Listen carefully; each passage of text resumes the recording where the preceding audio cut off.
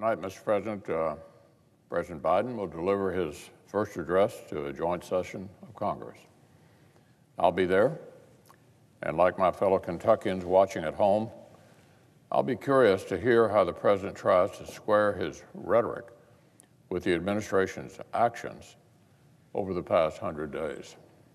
Back in January, many Americans hoped they could take the incoming president at his word.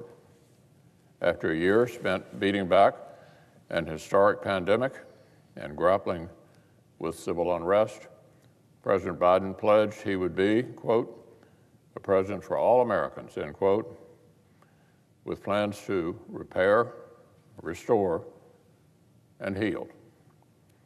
The American people elected a 50-50 Senate, a closely divided House, and a president who preached moderation.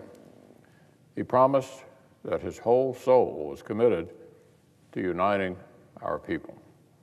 Many hoped his administration would reflect that promise, but the first 100 days have left much to be desired. Over a few short months, the Biden administration seems to have given up on selling actual unity in favor of catnip for their liberal base covered with a hefty coat of false advertising. That's how the so-called American Rescue Plan, a grab-bag spending bill that directed less than 10% to vaccines and pandemic health care, was marketed as a COVID-19 relief measure. In actuality, it sent sums of money to state governments whose revenues had already rebounded and declared war on the formerly bipartisan consensus that welfare spending should actually be linked to work.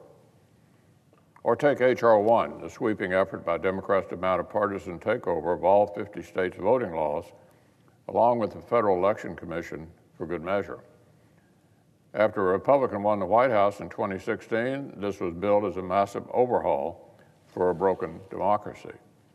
Now, a nearly identical plan is instead being marketed as a modest dose of preventative maintenance.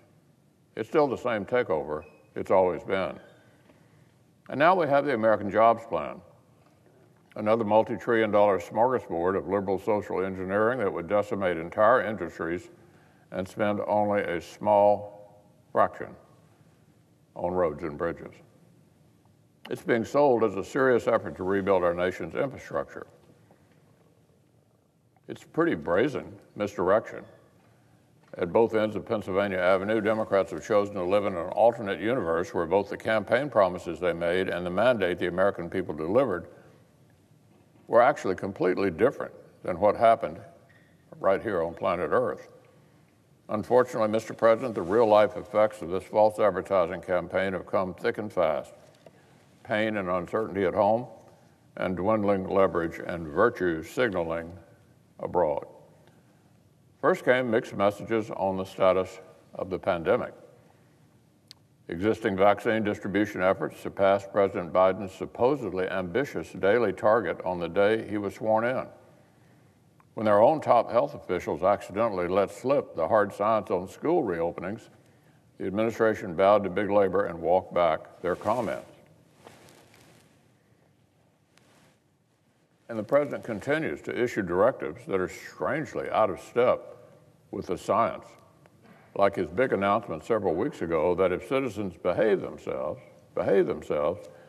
he would actually permit them to enjoy small outdoor gatherings on July 4th that the CDC guidance already says would be safe right now. Then there is the environmental policy. On day one, President Biden rushed to cancel a pipeline project that would have employed thousands of Americans and freeze permitting for more safe, reliable domestic energy. He also announced an urgent return to an Obama-era deal that has proven unable to curb the signatories' carbon emissions and unnecessary for the United States to reduce our own. Why would he do that? Because the far left demanded it. In fact, the most radical liberals in Congress have taken credit for the influence of their Green New Deal manifesto over this president's agenda. Meanwhile, Democrats have decidedly avoided taking ownership of the results of their own campaign rhetoric on immigration.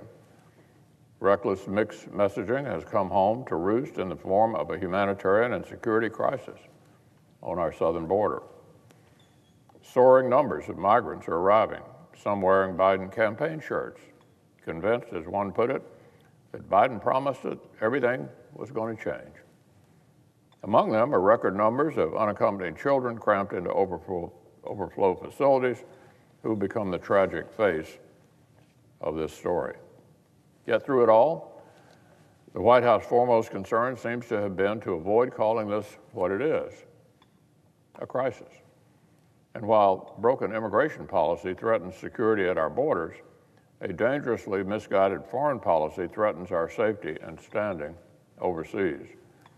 Years of carefully assembled multilateral sanctions had created an economic straitjacket around Iran's terrorist state.